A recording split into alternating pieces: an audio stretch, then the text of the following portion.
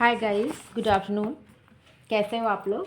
मैं तो बिल्कुल ठीक हूँ। आप लोग बताना, आप लोग कैसे हो? आप लोगों का हमारे channel home science with Trikal education exam में स्वागत है।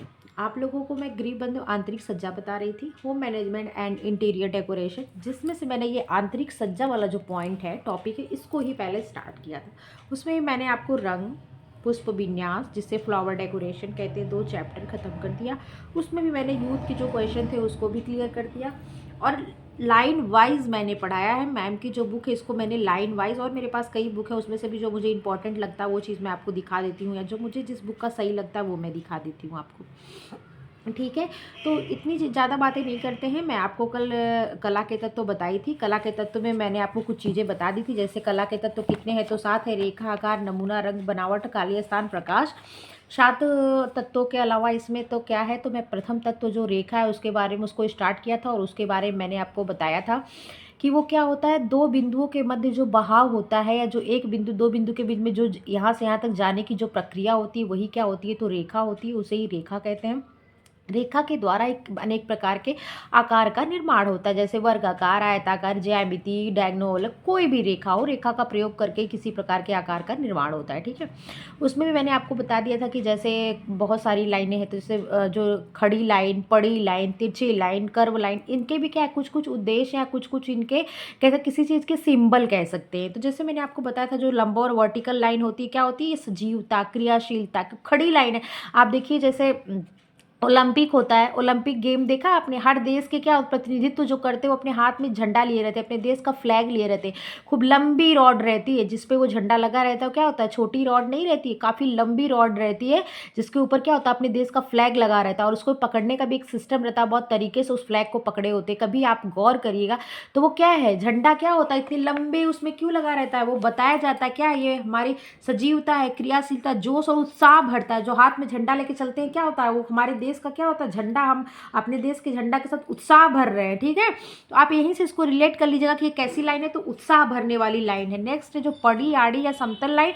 तो आड़ी या समतल है, मतलब वो सो रही है, वो लाइन तो खुद सो रही है, तो उसी से अंदाजा लगाना कि विश्राम होगा, आराम होगा, निष्क्रियता होगा। ठीक है, क्योंकि जब आप निष्क्रिय होते हैं तो आप सोते तो निष्क्रिय ही रहते हैं। ठीक है, ये सब चीज़ें ऐसे लगा लेना। फिर नेक्स्ट आता है तिरछी लाइन। तो ये क्या होती है, शालीनता, नमनीयता। ऐसा कहते हैं जो शालीन लोग होते हैं वो झुके होते हैं। फल, पेड़ जो होता है फल से लदा होता है तो झुका होता है, कहते हैं ना। जैसे जो शालीन होते हैं, जो नमनीय लोग होते हैं, वो क्या कहते हैं, झुके, मतलब झुके होते हैं, उनका नेचर क्या होता है, शालीन। तभी तो उन्हें कहते हैं कि शालीन है। तो आपको वहाँ से अंदाजा लगाना कि तिरछी लाइन थोड़ी सी झुकी होती है, तो ये लोग क्या होते हैं, इनके अंदर वही क्वालिटी होती है। वक्र लाइन आता है, ये क्या होती है, कहते हैं बल खाते हुए चल रही है, नहीं कहते मटकते हुए चल रही है। तो मटकने में क्या होता है, थोड़ा इधर थोड़ा उधर घूमते ही है, कर वही होती है कमर उनकी ना। तो वहीं से अंदाजा लगा लेना, जब खुश होंगे तो बल खाते हुए मटकते हुए चलेंगे। तो उसमें क्या है, प्रसन्नता, खुशी, आनंद, शालीनता, सौंदर्य एवं समृद्धि के भाव प्रकट होते हैं। और देखिए, और ये लाइन कैसी होती है, ऐसे होती है। तो जब चलते हैं तो इधर ठुमक के ठुमक के ठुमुक ठुमुक चलते हैं, तो उससे क्या होता है कि ये लाइन क्या है, प्रसन्नता, खुशी, आनंद, शालीनता की है। ठीक है, और लाइन कैसी होती है, कर्व होती है, बल खाते हुए होती है। ठीक है, ये चीज़ें आप यहाँ तक मैं आशा करती हूँ समझ गए होंगे। मेरी बातों को रिलेट करना कभी नहीं भूलेगा। नेक्स्ट आता है आकार। अब आकार आता है कि फॉर्म क्या होता है, तो आपको मैं सबसे पहले समझा देती हूँ आकार क्या होता है। वर्गाकार, ये शायद चीज़ें मैंने कल बता दी हूँ या नहीं बताई हूँ, याद नहीं आ रहा, चलो आज रिवाइज कर देती हूँ। तो मैं क्या बताई थी, वर्गाकार, ज्यामितिकार। तो क्या है, एक बिंदु से दूसरे बिंदु तक बहाव, यहाँ से यहाँ तक जाने का जो रेखा बन रही, 1 रेखा, 2 रेखा, 3 रेखा, 4 5 ऐसे, तभी तो षटभुज कह रहे हैं, क्योंकि 6 रेखाएं 6 बिंदु पे जाके मिल रही है। ठीक है, तो आकार क्या होता है, इन रेखाओं के मिलने से जो आकार बनता है, जो नमूना बनता है, वही क्या होता है, आकार होता है। कला के तत्वों में दूसरा महत्वपूर्ण स्थान किसका है, तो आकार का है। गृह सज्जा में इसका अमूल्य योगदान होता है। सुंदर आकार की वस्तुएं सभी को अपनी ओर आकर्षित करती हैं, लुभाती हैं, चित्त को प्रसन्न करती हैं। ठीक है, आकार है, पूरी दुनिया में आकार। घर देखिए अनेक आकार के बनते हैं, लोगों की शरीर की आकृति अलग है, लोगों के शरीर का आकार अलग होता है। लोग जो सामान यूज़ करते हैं, जैसे फर्नीचर हो गया, अलग अलग आकार के यूज होते हैं। अलमारियाँ अलग अलग, हर चीज़ में आकार है, प्रकृति में भी हर चीज़ को आकार दिया हुआ है। तो वही आकार की क्या होती है, सुंदरता होती है। ठीक है, आप यहाँ पे देख लो, यहाँ पे लिखा हुआ कि एक लड़की बहुत ही सुंदर है, गोरी रंग की है, नीली आंखें, काले काले लंबे बाल। शायद कल मैंने एग्जाम्पल ही दिया था। परंतु यदि उसकी लंबाई 9 फीट है तो क्या वो सुंदर लगेगी? नहीं। क्यों नहीं लगेगी? क्योंकि उसके लंबाई जो है उसके अनुपात के अनुसार सही नहीं है। उसके आकार के में जो अनुपात होना चाहिए वो बैलेंस नहीं है। और बैलेंस क्या है? तो ये सिद्धांत है, कला का सिद्धांत है, इस चीज़ को ध्यान रखिएगा। आकार का निर्माण रेखाओं के आपसी संयोजन से होता है। भिन्न भिन्न रेखाओं के परस्पर संयोजन से भिन्न भिन्न आकार बनते हैं। देखिए क्या लिखा है, आकार का निर्माण रेखाओं के संयोजन से होता है। मतलब रेखाओं के मिलने से क्या बनता है? तो आकार बनता है। क्या बनता है? आकार। एक रेखा मिली, 2 रेखा मिली, 3 रेखा मिली, 4 रेखा मिली, 5 रेखा मिली और 6 रेखा मिल गई। क्या बन गया? षटभुज बन गया। ठीक है, एक बिंदु से 2 बिंदु तक, यहाँ से यहाँ तक बहाव हुआ तो ये इसलिए एक रेखा कही जा रही है। इस बिंदु से इस बिंदु तक दूसरी बार बहाव हो रहा है, मतलब ये यहाँ से यहाँ तक जा रही है तो दूसरी रेखा हो गई। इस आधार पे देखिए अब रेखाओं को बांटते हैं। ठीक है, कि एक बिंदु से दूसरे बिंदु के मिलने में बीच में जितनी मतलब जितना समय लगता है वही क्या होता है? रेखा बनने का समय, या वही बहाव होता है यहाँ से यहाँ तक जाने में। ठीक है, तो ये क्या हो गया? षटभुज हो गया। तो वही कहने का मतलब है कि रेखाएं मिलकर क्या होता है? विभिन्न आकार का निर्माण करती हैं। और वो क्या होता है? अब भिन्न भिन्न आकार होते हैं, जैसे वर्गाकार, आयताकार, द्विभुजाकार, पंचभुजाकार, षटभुजाकार या वृत्ताकार। जैसे लिखा है वर्गाकार, वर्गाकार, दो खड़ी दो पड़ी समान रेखाओं के मिलने से वर्ग बनता है। 2 खड़ी 2 असमांतर पड़ी रेखाओं के मिलने से आयत बनता है। ठीक है, त्रिभुज कहाँ गया? तो त्रिभुज में आपने क्या देखा था? एक खड़ी, एक पड़ी और एक तिरछी लाइन के मिलने से त्रिभुज बनता। 3 लाइनें होती, वही चीज़ यहाँ पे लिखा है। एक रेखा को प्रधान मानकर इसी के अनुसार कमरे में सज्जा की जाती है। अनुरूपता एवं संतुलन पर आधारित आकार सुसंगत लगते हैं। ये है क्या? तो ये और ये संतुलन, ये है डिज़ाइन के सिद्धांत है बच्चे, याद रखना। मतलब अनुरूपता और संतुलन पर अगर आधारित होती है चीज़ें तो क्या होती है? वो अच्छी लगती हैं। अतः आकार में अनुरूपता, हार्मनी लाने के लिए समानुपात का उपयोग किया जाता है। सज्जा में भी यदि बहुत अधिक ऊंचे अथवा चौड़े सोफा सेट का उपयोग किया जाए तो सुंदर नहीं दिखेंगे। यद्यपि सोफा सेट का रंग बहुत सुंदर है, बनावट आकर्षण है, लेकिन इतना ऊंचा कूद के बैठना पड़ रहा है तो किसी को अच्छा लगेगा नहीं, क्योंकि उसके आकार क्या है? उसके बैलेंस, उसके अनुपात के अनुरूप नहीं है। ठीक है, संतुलन में नहीं है। इसीलिए क्या होता है? हर चीज़ में क्या होती है? कला के सिद्धांत और कला के तत्वों का प्रयोग किया जाता है। ठीक है, वही चीज़ लिखा है कि बहुत सुंदर है, बनावट आकर्षण है, मजबूत एवं टिकाऊ लकड़ी का बना है, तो भी वह आकर्षण नहीं दिखा क्योंकि उसका आकार सही नहीं है। अतः आकार सज्जा का एक आवश्यक तत्व है। आकार के स्वरूप है वर्गाकार। देखिए वर्गा, स्क्वायर जिसे कहते हैं इंग्लिश में। 2 खड़ी 2 आड़ी रेखाओं के संयोजन से क्या बनता है? वर्ग बनता है। देखिए उसमें भी क्या होना चाहिए? समान माप की होनी चाहिए। ठीक है, इस चीज़ों को ध्यान रखिएगा। फिर आता है आयताकार, किसे कहते हैं? जिसे रेक्टेंगल कहते हैं। 2 खड़ी 2 आड़ी रेखाओं के मिलने से आयत बनता है, परंतु खड़ी और आड़ी रेखाएं क्या होती हैं? असमान होती हैं। आयत आपने कभी भी 4, 6 में, 7 में, 8 में कभी भी मैथ पढ़ी होगी तो इतनी चीज़ें आपको आती होंगी कि आयत किसे कहते हैं। चतुर्भुज की परिभाषाएं बचपन में याद कराई जाती थी ना। तो 2 खड़ी मतलब आमने सामने की क्या होती हैं? रेखाएं या भुजाएं बराबर होती हैं। ठीक है, आमने सामने का जो कोण बनता है वो कोण क्या होता है? बराबर होता है, उसे आयत कहते हैं। तो इसमें ये और ये 2 खड़ी, दोनों खड़ी समान है, 2 पड़ी दोनों समान है, लेकिन चारों रेखाएं क्या होती हैं? देखो ये एक खड़ी परंतु खड़ी और आड़ी रेखाएं असमान होती हैं। खड़ी ये दोनों एक समान है, आड़ी ये दोनों एक समान है, तो ये चारों समान तो हो ही नहीं। मतलब 2 एक समान 2 एक समान तो असमान हो गई। तो यही कहा गया है कि असमान माप की होती है, अर्थात खड़ी रेखाएं समान माप एवं आड़ी रेखाएं असमान माप की होती हैं, अथवा इन दोनों में से कोई भी 2 रेखाएं असमान माप की होती। कहने का वही मतलब, आयत 2 खड़ी 2 पड़ी, उसमें से क्या हो? कोई 2 रेखाएं असमान होती हैं। आमने सामने की रेखाएं समान होती हैं, आप ऐसे समझ लेना। नेक्स्ट आता है त्रिभुजाकार, जिसे ट्रायंगल शेप कहते हैं। इसमें एक आड़ी रेखा, एक तिरछी रेखा। ठीक है, एक आड़ी रेखा नीचे, 2 तिरछी रेखा। देखो बहुत सिंपल से बन रहा है। एक आड़ी रेखा जिसे कहते हैं तो आप समझ रहे हो हॉरिजॉन्टल लाइन को, जो समतल लाइन होती है, और 2 तिरछी रेखा है तो एक इधर से क्या बन गया? ट्रायंगल बन गया। ठीक, तो वही चीज़ कहा, एक आड़ी 2 तिरछी रेखाओं के मिलने से क्या बनता है? त्रिभुज बनता है, ट्रायंगल बनता है। अथवा एक आड़ी एक खड़ी, एक आड़ी नीचे एक खड़ी ऊपर, एक तिरछी नीचे, या ऐसे भी कह सकते हो आप, एक खड़ी और एक आड़ी, एक खड़ी, ठीक। और एक क्या है, तिरछी। तो त्रिभुजी तो बन रहा है, तीन ही तो यहाँ पे कोड बन रहे हैं, तो त्रिभुजी हुआ, चाहे ये इस टाइप वाला हो चाहे इस 90 अंश वाला हो, ठीक है। उसे क्या कहते हैं, ट्रायंगल कहते हैं। पंचभुज में क्या होता है, 5 रेखाओं के संयोजन से ये स्वरूप बनता है। इसमें एक रेखा आड़ी, अब समझ जाना भी इस बात को, आड़ी का मतलब एक नीचे, 2 रेखा खड़ी का मतलब ऐसे, 2 रेखा तिरछी का मतलब ऐसे, 5 भुजा, ठीक है। जो इस बात को पकड़ना है, कहना क्या जा रहा है, उसी हिसाब से बना लेना शेप। नेक्स्ट आता है वृत्ताकार। इसका निर्माण 2 वक्र रेखाओं के होता है। वक्र रेखा आपको कैसे बताए थे, ये क्या होती है, एक वक्र रेखा हो गई। तो इसका निर्माण क्या बोल रहा है, 2 वक्र रेखाओं से होता है। तो मतलब एक ये वक्र हो गई, दूसरी यहाँ से इधर वक्र हो गई, मिलके क्या बन गया, तो आप बोलेंगे मैम वृत्त बन गया, ठीक है। तो इसका निर्माण 2 वक्र रेखाओं के आपस में मिलने से होता है। इस रेखा का गृह सज्जा में बहुत अधिक प्रयोग किया जाता है। गोल दरवाजे, खिड़कियां मकान की सुंदरता आकर्षण में 4 चांद लगाते हैं। ये चीज़ मैंने कल आपको बहुत अच्छे से समझाई थी कि कैसे इनका उपयोग किया जाता है खिड़की और दरवाजों पे, जब वक्राकार रेखा की बात आई थी। नेक्स्ट आता है आकारों का मन के भावों पर प्रभाव। आकारों की विभिन्नता से देखने वालों के चित्त पर भिन्न भिन्न प्रभाव पड़ते हैं। आकारों का भाव हमारे मन पे क्या प्रभाव पड़ता है प्रभाव। आप किसी के घर में जाइए, अगर आपको बड़े कमरे दिखे, कम सामान दिखे, अच्छा सा दिखे, हल्का डेकोरेशन दिखे, तो आपके मन को शांति मिलती है, ठीक है। संवेगात्मक प्रभाव इसे कहते हैं। अगर आप किसी के घर में जाइए, चटक रंग मिले, मतलब बहुत डार्क बैगनी कलर से कलर किया हुआ रूम है, और क्या हो रहा है, और सामान से पूरा रूम भरा हुआ है, बेड ऊपर से और डार्क कलर का है, तो आपको क्या होगा, देख के आपको उस रूम में घबराहट होगी। और डार्क कलर की लाइट लगी हुई, तो आपको घबराहट नहीं होगी। इसमें क्या किया जा रहा है, रंग, कला के तत्व का, रंग का प्रयोग हो, कला के आकार का, कला के मतलब सिद्धांतों का प्रयोग हो रहा है ना, लेकिन सही ढंग से नहीं हो रहा, संतुलन में नहीं हो रहा। इसलिए क्या है, चीजें हमको क्या कर रही है, बेचैन कर रही है, परेशान कर रही हैं, ठीक है।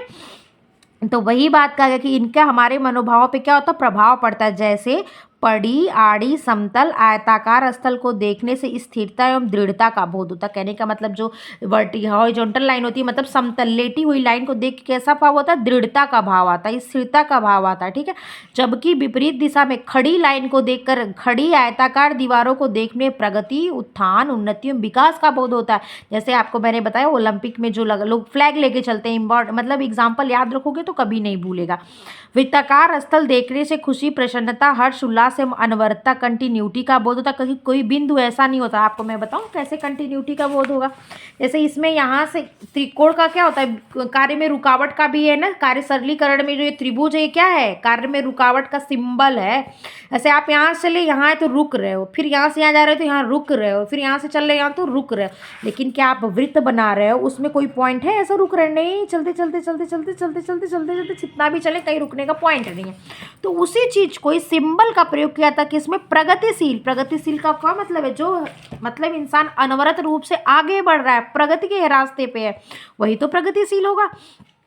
तो वही मतलब उत्थान का, उन्नति का बोध कौन कराता है, तो ये वृत्ताकार जो रेखाएं हैं, ये आकार जो है, ये हमको प्रगति, उन्नति, इसका बोध कराती है। कर्व लाइन क्या थी, जो कर्व, 2 कर्व लाइन मिलके वृत्त बन रहा था, तो कर्व लाइन किसका बल खाती, मैंने आपको बताया ना, खुशी का, प्रसन्नता का, उल्लास का, सुंदरता का बोध कराती है।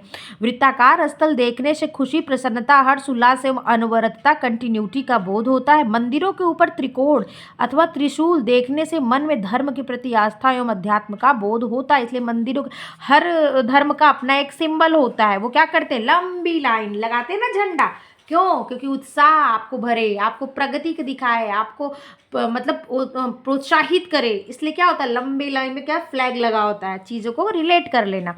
आकार की विशेषताएं, अब क्या था, कैरेक्टरिस्टिक ऑफ शेप्स, जो आपने शेप पढ़े उसके बारे में।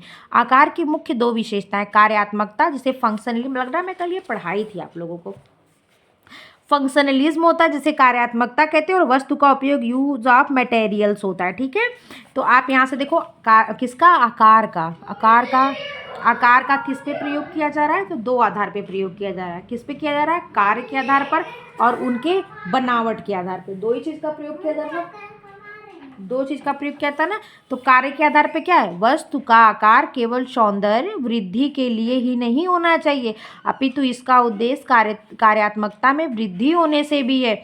उदाहरणार्थ, यदि रसोई घर में भोजन बनाने के प्लेटफॉर्म की ऊंचाई 4 या 4.5 फीट है, जिससे रसोई घर की सुंदरता में अतिशय वृद्धि हो रही है, रसोई घर अत्यंत ही सुंदर एवं आकर्षण लग रहा है, परंतु परंतु यह प्लेटफॉर्म ग्रेडी की कार्यक्षमता में वृद्धि की दृष्टि से उपयुक्त नहीं है। इस चीज़ को पॉइंट को आप याद रखना कि 4 या 4.5 फीट का जो सेल्फ बनाया जा रहा है, जो प्लेटफॉर्म जिस पे काम करते हैं वो इतना ऊंचा है, तो क्या होगा, तो वो आप बोलेगी कि कार्य की दृष्टि से वो अच्छा नहीं है, क्योंकि इतनी ऊंचाई प्लेटफॉर्म पर रसोई का काम करना सुविधाजनक नहीं होता। ये पॉइंट को याद रखिएगा, 4 या 4.5 फीट लिखा हुआ। जो रोटी पकाना हो, सब्जी ग्रेडी को बार बार हाथ एवं कंधे उचका के काम करने पड़ेंगे, जिससे क्या होगा, कार्य सरलीकरण में बाधा आएगी ना। जैसा कमर के नीचे, जैसे हाथ नीचे मतलब हाथ नीचे झुकाए काम करना और ऊपर झुकाए काम करना में, मतलब ऊपर में क्या होता है, एनर्जी ज़्यादा लगती है, कार्य करने में क्या होता है, भार ज़्यादा पड़ता है। तो वही काम यहाँ पे लिया, कार्य सरलीकरण चैप्टर है, मैं बताऊंगी जब तो आपको क्लियर करा दूंगी। वहीं ये लिया गया है वहीं से। तो क्या होता है, हमारे कमर में, कंधे में, सब में विकृतियाँ उत्पन्न होती, दर्द होता है, आप जल्दी थक जाते हो। इतनी ऊंचाई की प्लेटफॉर्म कार्यात्मक दृष्टि से नहीं होती। इसी तरह यदि अध्ययन करने वाली मेज कुर्सी की ऊंचाई सही नहीं है, आप हमें बताइएगा अध्ययन करने वाली कुर्सी की मेज की कितनी ऊंचाई होती है, ये दो बताइएगा। और सेल्फ कितना ऊंचा होता है कि जो सही होता है, बताइएगा। आप क्वेश्चन नहीं बताएंगे फिर आपकी प्रॉब्लम, आप समझो नहीं बताओगे, ऐसी चीज़ें धीरे धीरे छूट जाएंगी। यहीं से धीरे धीरे क्वेश्चन आ जाएंगे एग्जाम में और आप क्या हो जाओगे, एग्जाम क्लियर कर जाओगे। या तो बहुत नीची है अथवा बहुत ऊंची है, तो उस पर भी रख कर लिखना, अध्ययन करना कठिन है। अतः ऐसी सुंदर वस्तुएं किसी काम की नहीं यदि उससे कार्यक्षमता में वृद्धि नहीं होने पाए। अतः वस्तु सुंदर होने के साथ कार्यात्मकता में वृद्धि होनी चाहिए। कहने का मतलब ये है कि सेल बहुत ऊंची है जिस पे आप काम कर रहे हैं, जो प्लेटफॉर्म आपका है जिस पे आप सब्जी चॉप कर रहे हो, कुछ भी काम कर रहे हो, रोटी बना रहे हो, वो इतनी ऊंची कि आपको हाथ ऊपर करके काम करना पड़ा। और आपको पता है ना, हाथ का कितने ऊपर जाएगा काम, तो कब आसान होगा कब नीचे होगा। कार्य सरलीकरण है चैप्टर बताऊंगी तो क्लियर हो जाएगा आपका। तो क्या है, वही चीज़ें आपको क्या करेंगे, नुकसान करेंगे। क्या होगा, आप जल्दी थक जाएंगे, कार्य क्षमता में कमी हो जाएगी, आप में विकृतियां उत्पन्न हो जाएंगी, आप क्या होगा, बोरियत सा लगने लगेगा। ठीक है। और वही चीज़ होता है जैसे मेज जो पढ़ने वाला हो, कितना ऊंचा होना चाहिए, आपके लिए क्वेश्चन है, आप बताइएगा, नहीं तो मैं बताती कितना है और कितना होना चाहिए, लेकिन मैं नहीं बताऊंगी, आप बताएंगे। तो कितना होना चाहिए, जितनी ज़रूरत है उतना अगर रहेगा तो क्या होगा, वो आपको फ़ायदा करेगा। मतलब आप उस पर क्या होगा, मतलब अध्ययन करने में कठिनाई नहीं होगी, आसानी होगी, आपकी कार्य क्षमता में वृद्धि हो जाए। कहने का मतलब बस इतना है। कार्यात्मकता से मतलब किसी भी वस्तु के फंक्शन से। वही कहने का मतलब, अगर सोफ़ा बहुत ऊंचा है, सोफ़ा का आकार नहीं सही है, तो क्या करेंगे, बहुत अच्छा बन के, लेकिन जब उसका फंक्शन ही नहीं, वो काम ही नहीं सही कर रहा है, तो उसका हम उपयोग ही नहीं कर पा रहे, यूटिलाइज ही नहीं कर पा रहे, तो उसका फ़ायदा क्या है। वही कहने का मतलब उसका फंक्शन कार्य की दृष्टि से। और वस्तु का उपयोग, वस्तु चाहे जिस किसी भी पदार्थ की बनी हो, वह क्या होनी चाहिए, उपयोगी होनी चाहिए। ठीक है, बात सही है। जैसे यदि प्लास्टिक के चकले बेलन है तो उसे ऐसा होना चाहिए कि रोटी बेलने में परेशानी नहीं हो। बनावट विभिन्न प्रकार के होते हैं, कोमल, रुखड़ा, क्या टेक्सचर पोत की बात कर रहा है, ध्यान रखिए। कोमल, रुखड़ा, कठोर, मैंने आपको कल बताया था ना, जैसे गुलाब की पंखुड़ी सॉफ्ट लगती है। सॉफ्ट फूलों के लिए कैसे फूलदान होने चाहिए, शीशे के नाजुक फूलदान होने चाहिए। वही चीज़ है, मैं ये भी आपको बताती, लेकिन ये आपसे क्वेश्चन पूछी हूँ, आप बताओगे। कोमल, रुखड़ा, कठोर, खुरदुरा, चिकना, रोएदार, छिद्रयुक्त, दानेदार, रवादार, रबड़, जो कि क्या हो, जिस पोस्चर को, जिस टेक्सचर को हम छू सके, ठीक है, जिसको हम छू के बता सके, जिसका टेक्सचर हमको महसूस हो हमारी आंखों से कि रुखड़ा है, ये सॉफ्ट है, ये बलुआ लग रहा है, ये रवादार लग रहा है, दानेदार लग रहा है, बड़ी कुरकुरी सी लाई भून रहे थे, कई मार्केट में आते थे ना, लाई भून रहे थे, बड़ी कुरकुरी सी लग रही थी, चने बड़े कुरकुरे। तो क्या होता है, ये टेक्सचर है उसका, आप उसको क्या, उसको फील कर रहे हो, उसको महसूस कर रहे हो। ठीक है। यद्यपि बनावट का उपयोग अति प्राचीन काल से ही घर को सजाने में किया जाता है, परंतु वर्तमान समय में इसका प्रचलन काफी बढ़ा है। कक्ष के सौंदर्य हेतु विभिन्न प्रकार की बनावट वाली वस्तुओं का उपयोग किया जाता है। उदाहरणार्थ मार्बल एवं लकड़ी पर दर्पण का प्रभाव उत्पन्न करने के लिए इस पर खूब घिसाई की जाती है। लकड़ी में चमक लाने के लिए पालिश की जाती है। मकान पर भव्यता सुंदरता लाने के लिए गड़ाई की जाती है। ठीक है। कक्ष की अनुपम सुंदरता हेतु विभिन्न प्रकार के बनावट में भी संयोजन होना चाहिए। ये तो चीज़ें हैं, बस वही समझाया गया है, जहाँ पे इंपॉर्टेंट है वहाँ आती हूँ।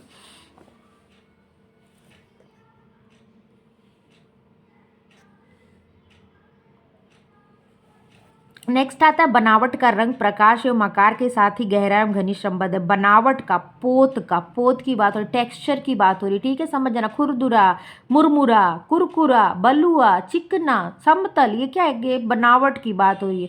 इसके साथ रंग का और प्रकाश एवं आकार के साथ गहरा संबंध है। बनावट का रंग, प्रकाश एवं आकार के साथ गहरा संबंध है, ये ध्यान रखना। जैसे जब कोई, जैसे ये कहने का मतलब है, ये चिकना है, इस पे से प्रकाश क्या होगा, रिफ्लेक्ट होगा, परावर्तित होके आएगा। लेकिन वहीं ये क्या है, खुरदुरा है, आप देखिए, आपको टेक्सचर से कुछ फील हो रहा होगा, यही खुरदुरा क्या हुआ, प्रकाश अवशोषित कर लिया ना। देखो डार्क कलर सा दिख रहा है ना, यहाँ ये देखो कैसा दिख रहा है, लाइट सा दिख रहा है। तो क्या है, बनावट के साथ रंग का और प्रकाश का क्या है, गहरा संबंध है। रंग का कैसे संबंध है, तो क्या होता है, जो गहरे रंग होते हैं ना वो अवशोषित हो जाते हैं प्रकाश, जब वो मतलब टेक्सचर अगर खुरदुरा है तो। और अगर हल्के रंग होते हैं क्या होते हैं, परावर्तित हो जाते हैं। इसीलिए कह रहे हैं रंग का और प्रकाश का क्या है संबंध है, किससे, टेक्सचर से। खुरदनी बनावट के साथ चटकीले रंगों का उपयोग करना अच्छा रहता है। खुरदरी बनावट के साथ कौन से रंगों का, चटकीले रंगों का प्रयोग करना अच्छा लगता है। चिकनी बनावट में जलीय रंगों एवं नाजुक रंगों का उपयोग किया जाना श्रेष्ठ रहता है। मैं आपको अभी बताई एग्जाम्पल देके। खुरदरी सतह प्रकाश को अवशोषित करती है, चिकनी सतह प्रकाश को रिफ्लेक्ट या परावर्तित कर देती है, मतलब फेंक देती है, अवशोषित करने में सोख लेती है। ठीक है। चिकनी सतह वाली धातु के सजावटी सामग्री को धोना एवं साफ करना आसान है, परंतु उसमें पड़े दाग धब्बों की शीघ्रता से दृष्टिगोचर हो जाते हैं। खुरदुरी में नहीं होते पर साफ करना मुश्किल है। बस यही चीज़ें बताई गई यहाँ पे। खुरदुरी सतह में रुक्षता, दृढ़ता, शक्ति के भाव प्रकट होते हैं, जबकि चिकनी सतह पर कोमलता, नाजुकता एवं ऐश्वर्यता के परिचायक हैं। आप समझ गए होंगे। नेक्स्ट आता है नमूना। कला का कौन सा सिद्धांत हम बताने जा रहे हैं, तो तीसरा सिद्धांत। अब तक क्या बता दिया, आपको रेखा बता दी और आकार बता दिए। रेखा में आपको खड़ी, पड़ी, तिरछी मतलब और वक्र, 4 लाइन बता दिया। आकार में आपने देख लिया आयताकार, वर्गाकार, त्रिभुज, पंचभुज, षटभुज, आपने ये सब चीज़ें देख ली। ठीक है। अब आप क्या देख रहे हैं, आप देखने जा रहे हैं नमूना। ठीक है, क्या देखने जा रहे हैं, नमूना देखने जा रहे हैं। नंबर 3 नंबर जो है, गृह सज्जा में नमूना अथवा डिजाइन का ही मत। नमूना क्या होता है, आकार ही नमूना है। डिजाइन जो बनती विभिन्न चीज़ों का प्रयोग करके, रेखा वगैरह। गृह सज्जा में नमूना अथवा डिजाइन का भी महत्वपूर्ण स्थान होता है। सामान्य बोलचाल की भाषा में नमूने से तात्पर्य रेखाओं, आकारों, स्वरूपों, बनावटों एवं रंगों का अनोखा एवं अनूठा मिश्रण। समझा। जो चित्त को प्रसन्नता,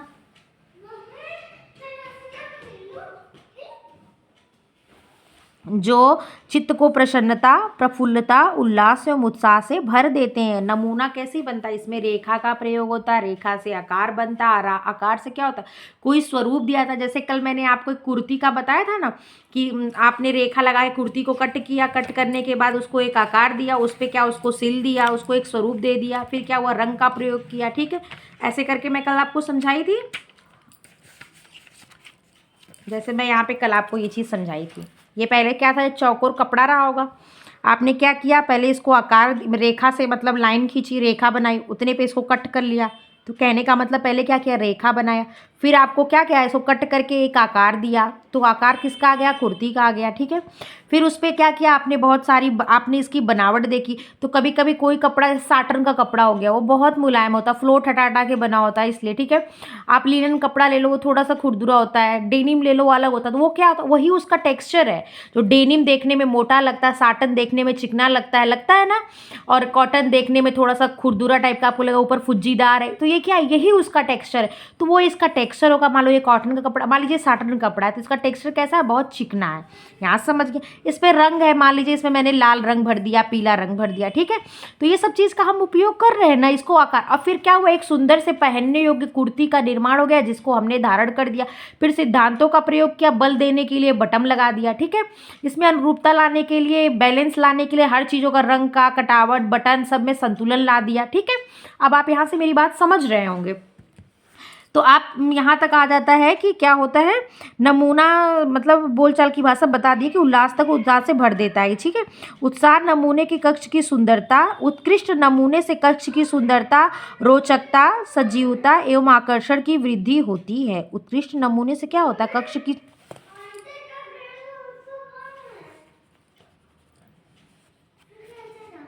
खेल लो उधर जाके।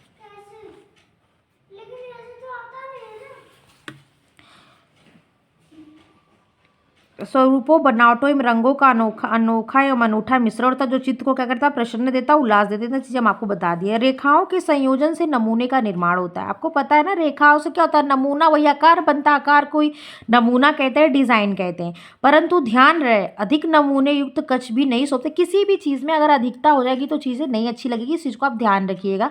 वे चित्रशाला की तरह दिखने लगेगी, इस बात का सदैव स्मरण रहे। घर घर होता है न कि अजायब घर, बातें लिखी हैं। नमूने के आकार, स्वरूप, रेखा, बनावट, आकृति, रंग आदि में संतुलन होना चाहिए। जैसे मैंने कुर्ती का उदाहरण देके बताया। रेखाओं में भी आपस में एक रूपता एवं प्रभाव उत्पादकता होनी चाहिए, मतलब एक रूपता समान दिखे, ठीक है। प्रभाव का मतलब वो प्रभाव उत्पन्न करे, वो रेखाएं क्या करें, हमारे मस्तिष्क में एक प्रभाव उत्पन्न करे। इससे भी कहीं अधिक महत्वपूर्ण बात यह कि नमूने का जिस वस्तु पर उपयोग किया जाए वह वस्तु के अनुरूप एवं अनुपात होना चाहिए। उदाहरणार्थ, छोटे कमरे में हल्के रंग के छोटे छोटे नमूने वाले पर्दे, कुशन कवर, गद्दियों का मतलब छोटे कमरे में छोटे, बड़े कमरे में बड़े। क्लाइमेट के अनुसार गर्म जहाँ स्थान हो वहाँ पे ठंडे रंग का प्रयोग करके ठंडे कवर वगैरह का प्रयोग करें, जहाँ ठंडा स्थान हो वहाँ गर्म रंगों का प्रयोग करें। बस यही बताइए, बैलेंस बताया। ये चीज़ें ध्यान रखने की है कि कमरे के कुल क्षेत्र का 1/4 भाग ही नमूने का होना चाहिए। ये आप ध्यान रख लीजिए। 1/4 जिसको कहते हैं, कमरे के कुल क्षेत्र का 1/4, मतलब एक कमरा है तो उसका 1/4 हिस्सा ही सिर्फ नमूना होना चाहिए। मतलब 1/4 कमरे के कुल क्षेत्र का कितना हिस्सा, तो आप कहेंगे 1/4 भाग ही नमूना होना चाहिए। ये चीज़ आपको याद होनी चाहिए।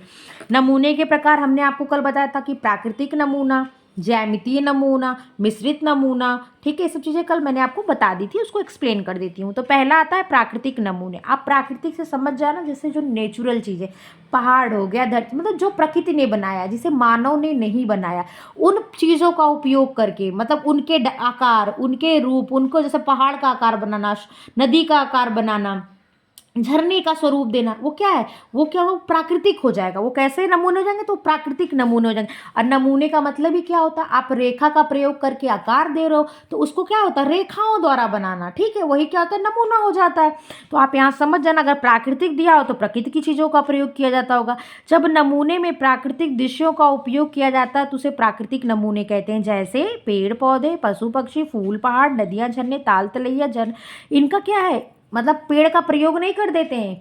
आप अपने कलम से, पेंसिल से, चाहे जिससे भी आकार बना रहे हो उससे वो आकार देना, ठीक है, क्योंकि आप नमूना बना रहे हो ना, आप क्या कर रहे हो, नमूना बना रहे हो, तो नमूना प्राकृतिक है तो इन चीज़ों का उपयोग करेंगे। बस इतनी सी बात समझ जाओ। गृह सज्जा में इसका प्रयोग बहुत अधिक होता है। गृह सज्जा में क्या होता है, इसका प्रयोग बहुत अधिक होता है। प्राकृतिक नमूने रूढ़िवादी, परंपरावादी भी हो सकते हैं और आधुनिक भी। प्राकृतिक नमूने सिंपल सी बात है, वो बहुत पुराने टाइप के भी हो सकते हैं, परंपरावादी, परंपरा मतलब जो ट्रेडिशन में, वो भी हो सकते हैं, मॉडर्न भी हो सकते हैं, आधुनिक भी हो सकते हैं, ठीक है। नेक्स्ट है धार्मिक नमूने। रिलीजियस मतलब जो रिलीजन से संबंधित होता है, जैसे पिक्चर्स हो गए भगवान के, क्या हो गए, जैसे गॉड के, गॉडनेस, जो गॉडेस है मतलब देवियों के क्या हो गए, जो पिक्चर्स हो गए, दुर्गा माँ हो गई, सरस्वती माँ हो गई, किसी का सिंबल हो गया, अल्लाह हो गया, गॉड हो गए, इनके सिंबल हो गए, ये क्या है, ये रिलीजन से संबंधित हो जाएंगे। जब नमूने में देवी देवताओं के चित्र उकेरे जाते हैं तो उसे धार्मिक नमूने कहते हैं। नमूना आप समझ रहे हैं, रेखाओं को मिला के आकार देना, इस बात को ध्यान रखिएगा। जैसे लक्ष्मी, सरस्वती, दुर्गा, गणेश आदि के चित्र, इसी तरह रामायण महाभारत के किसी पहलू अथवा भावात्मक दृश्यों का चित्रित किया जाता है, जैसे राम, वन, गगन, सीता, दुनिया जमाना, जैसे वही चीज। नेक्स्ट आता है ज्यामिति नमूने। ज्यामिति कैसे बनता है आपको पता है ना, ज्यामिति आपने साइंस ये पढ़ी होगी, मैथ में ज्योमेट्रिकल पढ़िए ना, मैथ में ज्योमेट्री में क्या होता है, त्रिभुज, वर्गाकार, चतुर्भुज, रेखाओं को मिला के अलग अलग रूप देके, वही क्या होता है, ज्यामिति होती है, ज्योमेट्री कहते हैं, ज्योमेट्रिकल डिजाइन। विभिन्न रेखाओं के संयोजन से ज्यामितीय नमूने बनाए जाते हैं, ठीक है। ये चीज ध्यान है। कलाकार अपनी कलात्मक शक्ति, सृजन शक्ति से रेखाओं को ऐसे ऐसे चित्र उकेरते हैं जो दर्शक को मंदमुग्ध कर दे। मतलब वो क्या होता है, ज्योमेट्रिकल तरीके से चीजों का प्रयोग करके क्या होता है, आकार बना देते हैं। वस्तुतः ज्यामितीय नमूने आकार की कल्पना शक्ति को अनुपम देन है। यह आधुनिक चित्रकला का एक प्रगतिशील उदाहरण है। ये ज्योमेट्रिकल नमूने क्या है, ये देखो आधुनिक है, मॉडर्न आर्ट के अंतर्गत आते हैं, मॉडर्न डिजाइन के अंतर्गत आते हैं। जब व्यक्ति प्राकृतिक नमूने पेड़ पौधे, कमल, गुलाब, शेर, मोर आदि को उब जाता है, तब वो क्या करता है, ज्यामितीय नमूने का प्रयोग करने लग जाता है। इनमें विभिन्न प्रकार की रेखाएं, आपको बताई थी ज्योमेट्री क्या होती है, उसमें देखो वृत्त का प्रयोग होगा, रेखा का प्रयोग होगा, वर्ग का प्रयोग, कोण का प्रयोग होगा। यही क्या है, ज्योमेट्री है। मैथ में ज्योमेट्री एक होती है ना, मैथ, वो चित्र, आकार, वृत्त, बिंदु, ये सब क्या आप ज्योमेट्री में ही पढ़ते हो ना। ज्योमेट्री जो मैथ होती है, रेखा आदि का प्रयोग करके किया जाता है। मनोहारी छटा बिखेरी जाती है, चीज़ों शब्दों को पकड़ना कोई कठिन नहीं है। मिश्रित शैली में कोई विभिन्न शैलियों को मिक्स कर दिया जाएगा। एक ही प्रकार के नमूने में निरंतर प्रयोग से उबाऊपन आता है, तो विभिन्न शैली को लोग एक में मिक्स कर देते हैं। वास्तव में कल्पना शक्ति, सृजन शक्ति, अद्भुत क्षमता की ये देन है। ये क्या होता है, ये क्या होता है, जो कलाकार होता है उसके माइंड, उसकी क्या होती है, उसकी कल्पना शक्ति पे ये डिपेंड करती है। कौन सी शैली? मिश्रित शैली। इसमें क्या होता है, यथार्थ में यह नमूना कलाकार की मौलिक कृति होती, खुद मतलब खुद जो वो डिजाइनर है ना, जो आर्टिस्ट है ना, उसके अंदर की खुद की एक भाव है जिसको वो प्रकट कर रहा है। और आगे आप यही लाइन पढ़े थे, कला क्या है? अपने भावाभिव्यक्ति को प्रकट करने का एक साधन मात्र है, आपने पढ़ा था ना। इस कारण उसे आत्मसंतोष, सुख एवं नैसर्गिक आनंद की अनुभूति होती है। नेक्स्ट आता अमूर्त या आधुनिक नमूने, एब्स्ट्रैक्ट मॉडर्न डिजाइन जिसे कहते हैं। आजकल ये बहुत ट्रेंड में है। जो पेंटिंग्स वगैरह आप देखते हो, ऐसे ध्यान से देखोगे तो उसमें नहीं, अगर ऐसे देखोगे तो उसमें आपको कुछ नहीं दिखेगा, जैसे लगा रंग फेंका हुआ है, ऐसे लगा बहुत सारी लाइन खींची हुई है। लेकिन अगर आप ध्यान से उस चित्र के अंदर घुस के, मतलब पता नहीं, किसी की चीज के अंदर जा करके अगर आप देखोगे, तब आप में क्या होगा, उसमें चीजें दिख जाएंगी। मतलब वैसे तो कुछ नहीं, अमूर्त होके भी वो मूर्त होता है, कहने का मतलब बस इतना सा है। आजकल इस प्रकार के नमूने काफी प्रचलन में है। कलाकार अपनी इच्छा से जिस तरह का डिजाइन चित्र बनाना चाहता है, चित्र में वस्तु स्थिति अस्पष्ट होती, कहने का मतलब चीजें क्या होती हैं, अस्पष्ट होती है, समझ नहीं आता। अतः प्रत्येक व्यक्ति उस कलाचित्र अर्थ अपनी अपनी दृष्टि से लेता है, उसमें चीजें क्या होती है, समझ नहीं आता। इस पे क्या होता है, ये एग्जाम होता है, सीडीएस वगैरह जो एग्जाम होता है ना, जो ये जो आर्मी फोर्स वगैरह वाले देते हैं, उसमें एक इंटरव्यू होता है। इस पे एक इंटरव्यू किया था, जिसमें क्या होता है, वो अपने से डायग्राम करके आपको दे देते हैं, आप बताओ कि वो क्या चीज़ है। ऐसे बहुत सारे इंटरव्यूज होते हैं जिसमें आप अपने मन के भाव बताओगे। आप सकारात्मक भी बता सकते हो, नकारात्मक भी बता सकते हो। तो इससे क्या होता है, वो आपके अंदर के भावों को समझते हैं। जैसे उन्होंने एक पेंटिंग कर दी, आपको लग रहा है कि इसमें कोई चीज़ चुरा के ले जा रहा है, उसी में किसी को दिख रहा है कि इसमें फूल खिल रहा है, ठीक है, उसी में किसी को दिख रहा है कोई प्यासा है, उसको कोई पानी पिला रहा है। लोगों को देखने का नजरिया अलग अलग है। तो जिसको दिख रहा है कि कोई चोरी कर रहा है, उसका क्या, उसके अंदर की नकारात्मक चीज है, नकारात्मक सोच दिख रही है। उसी में किसी को दिख रहा है कोई प्यासा, उसको पानी पिला रहा है, तो उसके अंदर की दयालुता की भावना दिख रही है। ऐसी चीजें होती है जिसमें क्या हो, ऐसे तो कुछ भी ना दिखे, साधारण तौर से उस पर हर चीजें अस्पष्ट होती है, देखने वाले के नजरिए के ऊपर डिपेंड होता है। इसे ही क्या कहते हैं, अब्स्ट्रैक्ट डिजाइन कहते हैं। समझ में आ गया होगा। कलाकार उन्मुक्त होकर बिना नियम के इस तरह से क्या करता है, वस्तुओं का निर्माण करता है। गृह सज्जा में एक ही प्रकार के नमूने की पुनरावृत्ति करके विशिष्टता उत्पन्न की जाती है। सोफा सेट में सभी कुशन कवर के नमूने एक जैसे बनाए जाते हैं, जिसके कारण सज्जा के आकर्षण में रोचकता आती है। क्या है, एक रूपता किस में आता है, तो हार्मनी किस में आता है, सिद्धांत में आता है, ठीक है। बनावट, नेक्स्ट आता है टेक्सचर, जिसे कहते हैं बनावट। अब बनावट बचा खत्म, चलिए चैप्टर में खत्म कर देती हूँ आज आप लोग का। बनावट नेक्स्ट है टेक्सचर। कला के तत्वों में बनावट आप समझ गए होंगे कितनी बार। टेक्सचर वही पोत होता है जिसको छूने पे, आपको पता है ना, साटन का कपड़ा देखने पे चमकीला लग रहा है, छूने पे फिसलन सा लगेगा। कॉटन का कपड़ा, लिनन कपड़ा कैसा लगेगा, छूने पे हल्का खुरदुरा टाइप का। जूट का, उससे भी बोरी वगैरह छूने पे कैसी लगती है, खुरदुरे लगते हैं ना। हाँ, वही जीन्स का डेनिम कपड़ा देख के कहते हैं मोटा, बाप रे गर्मी में नहीं पहन सकते। वूलन का क्या कहते हैं, गर्मी में नहीं पहन सकते। तो आप क्यों कहते हैं, उसके टेक्सचर को देख के कहते हैं, वही ये टेक्सचर है। कला के तत्वों में बनावट का भी अमूल्य योगदान है। सज्जा के आकर्षण उत्पन्न करने के लिए इसका होना आवश्यक है। विभिन्न वस्तुओं के निर्माण में प्रयुक्त सामग्री अथवा निर्माण विधि में धरातल पर स्पष्ट प्रभाव पड़ता है, ठीक है। बनावट का ज्ञान ज्ञानेंद्रियों के माध्यम से किया जाता है। देखिए आपको मैं बताई थी ना, महसूस किया था, फील किया था। ज्ञानेंद्रिय कितने, 5, आंख, नाक। तो आप किससे फील करेंगे, देख के। त्वचा भी तो ज्ञानेंद्रिय है, तो आप उससे स्पर्श करके फील करेंगे। तो वही बात है कि इसका कैसे, ये इसको महसूस करने का माध्यम क्या है, तो आप बताएंगे ज्ञानेंद्रियां हैं। इन्हें छू कर, देख कर क्या हुआ, महसूस, चिकना है, रुखड़ा है, कोमल। आपको मैंने सबसे बढ़िया कुर्ती डिजाइन, कपड़े, रिंग, रेखा, रूप सब उस पर बता दिया। उसी चीज को अपने माइंड में बैठा लीजिएगा। किसी वस्तु की रचना एवं चमक से भी इसके खुरदुरेपन अथवा कोमलता का पता चलता। आपने पीछे भी देखा था कि बनावट के साथ किसका संबंध होता है घनिष्ठ, तो आपने देखा था रंग का और प्रकाश का और आकार का। वही चीज यहाँ पे कही जा रही है। रंग का कैसे होता है, तो आप कह सकते हैं कि जो टेक्सचर, जिसका टेक्सचर या जिसकी बनावट खुरदुरी होती है, वो रंग, उस पर गाढ़े रंग का प्रयोग करते हैं। क्यों, क्योंकि वो क्या करता है, रंग को अवशोषित करता है, उस पर रंगों की ज्यादा जरूरत होती है। जिसका टेक्सचर चिकना होता है, उस पर हल्के रंगों का प्रयोग करते हैं। क्यों, क्योंकि वो क्या करती, परावर्तित करती, वो सोखती नहीं, वो फेंक देती है, जिसे रिफ्लेक्ट कहते हैं, ठीक है। तो यही चीज है कि बनावट के साथ रंग, प्रकाश और आकार का बहुत ज्यादा महत्व है। बनावट का उपयोग सज्जा में पर्दे, दरी, कालीन, फर्नीचर, बेड कवर, कालीन, कुशन इत्यादि के लिए किया जाता है। हाँ, बनावट में एकता एवं समरूपता होना चाहिए, तभी गृह सज्जा सुंदर एवं आकर्षक लगेगी। अब आप ये बताओ ये क्या है, तो बोलोगे मैम ये सिद्धांत है किसके, कला के। ठीक, अभी आप पढ़ क्या रहे हो, तो आप तत्व पढ़ रहे हो, सिद्धांत आगे बताऊंगी। रंग, रंग क्या है, रंग का आपको मैं बहुत बढ़िया से बताई हूँ। रंग के में कोई ऐसी लाइन नहीं होगी जो आपको समझ में नहीं आती होगी, या जिन लोगों ने पहली बार मेरी वीडियो देख रहे हैं पीछे जाके रंग वाली वीडियो आप देख लेना। ठीक है, रंग कला के तत्वों में सबसे महत्वपूर्ण इकाई है। गृह सज्जा में रंग का अपना महत्वपूर्ण स्थान है, जिसे कदापि नकारा नहीं जा सकता। रंगों का मानव जीवन पर गहरा संबंध है। रंगीन वस्तुएं मन को प्रसन्नता, आपने देखा था ना जो मनोवैज्ञानिक तरीके से क्या होगा, तो कुछ इस पे चिकित्सक जो होते हैं डॉक्टर्स भी उपयोग करते हैं, कलर थेरेपी होती है, आपने पढ़ा था ना रंग वाले चैप्टर में, वही यहाँ पे कह रहे हैं। आगे मैं बताती हूँ जहाँ पे इम्पोर्टेंट है कि मगर ध्यान रहे रंग, सुंदर रंगों के उचित मेल से सजाया गया घर ही सुंदर लगता है।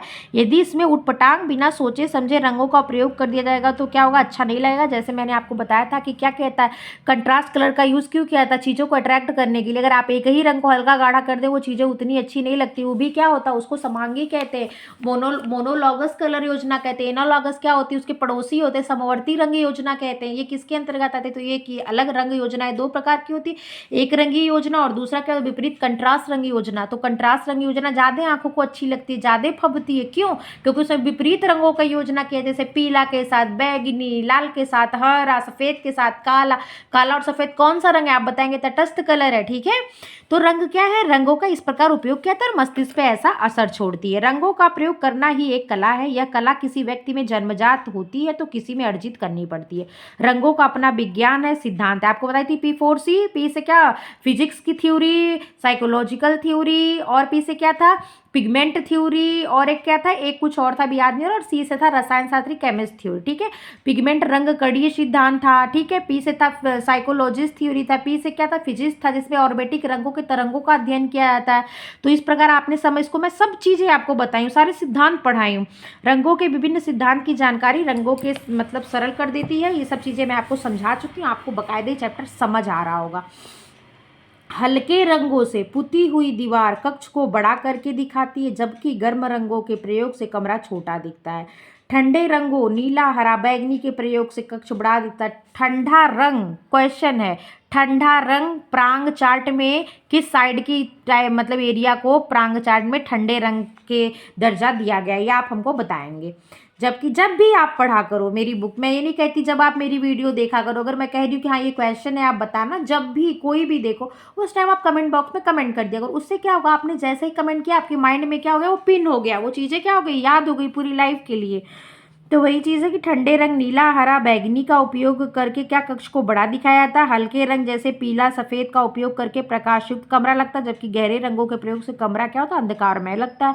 क्योंकि हल्के रंग प्रकाश को परावर्तित और गहरे रंग अवशोषित करते हैं। मैंने बहुत बार बता दिया, और दिया है कि विस्तृत अध्याय के लिए आप रंग चैप्टर पढ़िए, तो मैं पहले आपको बता दी। क्यों बता दी, क्योंकि ये सब चीज़ें आपको समझ आएंगी। ठीक है, नेक्स्ट आता है रिक्त स्थान, ओपन स्पेस। आपको पता है मैं एक कुर्ती का एग्जांपल लेके आपको कल भी बताई थी कि अगर इस कुर्ती में पूरे में button button button button button लगा दिया है, पूरे में बस फ्लोर इतनी सी जगह नहीं छोड़ी, पूरा कवर कर दिया एम्ब्रॉयडरी से, तो क्या उतनी सुंदर लगेगी जितनी या तो आप कहीं यहाँ बना देंगे सुंदर लगेगी, या तो बटन कहीं 3 यहाँ लगा दी तो सुंदर लगेगी, या कोई डिजाइन यहाँ से शुरू की यहाँ लगा दे, पूरी चीज़ें प्लेन छोड़ दिए तो अच्छी लगेगी। और कपड़े भी ऐसे ही मिलते हैं, नीचे बॉर्डर होता है, गले पे होता है, बाँह पे होता है, पूरी ज़मीन क्या होती है, समतल होती है, छोटी छोटी बूटियाँ होती, बीच में स्पेस होता है, वही खाली स्थान है। खाली स्थान क्यों रखा जाता है, तो उन चीज़ों को सुंदर दिखने के लिए, हमारी नजरें जाके टिके उसके लिए वो रिक्त स्थान छोड़ा जाता है। ठीक है, तो देखो क्या है, गृह सज्जा में रिक्त स्थान का भी उतना ही महत्वपूर्ण स्थान है जितना कि रंग, आकाश, बनावट, प्रकाश आदि का है। रिक्त स्थान प्रशंसा एवं शांति के भाव प्रकट करती है। इंपॉर्टेंट है, ध्यान देना, रिक्त स्थान प्रशंसा एवं शांति के भाव प्रकट करती हैं। आप इसको कुर्ती से रिलेट कर लेना कि सही बात है, अगर बहुत ज़्यादा डिज़ाइन अगर होती, मैम ने बताया था बहुत ज़्यादा डिज़ाइन होती तो क्या होता, मन घबराता। लेकिन जब किसी बहुत लोग होते हैं बहुत हल्की डिज़ाइन, हल्के वर्क के कपड़ा पहनते, क्यों, उनको वैसी चीज़ अच्छी लगती, क्यों, उनका मन शांत होता है। ठीक है, वो सिंपल होते हैं, सोवर होते हैं। बहुत लोग बहुत चटक, बहुत एम्ब्रॉयडरी पहनते, तड़क भड़क होते, वहाँ से इस चीज़ों को रिलेट कर लेना। ठीक है, तो वही चीज़ क्या है, शांति का भाव प्रकट करते हैं। इससे कक्ष में पूर्णता एवं भव्यता एक्सप्रेसिवनेस आती है, इसकी वरीयता में वृद्धि होती है। कक्ष की सजावट इस तरह से की जानी चाहिए कि उसमें कुछ रिक्त स्थान अवश्य रहे। क्यों रहे आप समझ गए, ठीक है। कमरे के स्थान की रिक्तता सादे कालीन, खाली दीवार, कम फर्नीचर रखकर की जाती है। मैं तो कुर्ती का डिज़ाइन लेके बताई, ये क्या बताया जा रहा है, तो कमरे को बताया जा रहा है। तो कमरे में क्या करना है, सादे कारपेट लगा दो, दीवार को खाली, ये नहीं कि दीवार पे कैलेंडर लगा दो, पूरी दीवार को डेकोरेट करा दो, नहीं, चीज़ें खाली। और कमरा जब खाली रहता है ना, कम डिज़ाइन, कम कला, कम आर्ट, कम पिक्चर्स, कम सीनरी, तो वो रूम ज़्यादा सुंदर लगते। क्यों, क्योंकि हमें वो लिखा था चित्रशाला अजायब घर नहीं बना के रख देना है। तो वही चीज़ है, विपरीत दीवारों में दर्पण कांच का उपयोग करने से कमरा बड़ा, रिक्त, बृहद, भव्य दिखता है। कैसे, तो कांच का प्रयोग करके। विपरीत दीवार पर अगर आप रूम छोटा है तो विपरीत दर्पण में क्या कांच का प्रयोग कर दोगे तो बड़ा दिखने लगेगा। भव्य निर्माण में बड़े बड़े बरामदे, बालकनी, गैलरी, पोर्च, उद्यान, सीढ़ियों के नीचे खाली जगह, आंगन आदि बनाकर रिक्त स्थान की वृद्धि की जाती है। यहाँ तक आपको मैंने बता दिया। इसका मैं क्वेश्चन भी आपको यूथ के सारे दूंगी, ठीक है। और अगर इम्पोर्टेंट है मेरे बुक में, अगर वहाँ से क्वेश्चन निकाल लूँगी, वो भी मैं आपको बताऊँगी, ठीक है। नेक्स्ट वीडियो में वो डालूंगी मैं। तब तक के लिए अगर आपको मेरी वीडियो पसंद आई है तो लाइक शेयर सब्सक्राइब कर देना। देखने के लिए थैंक यू, टेक केयर।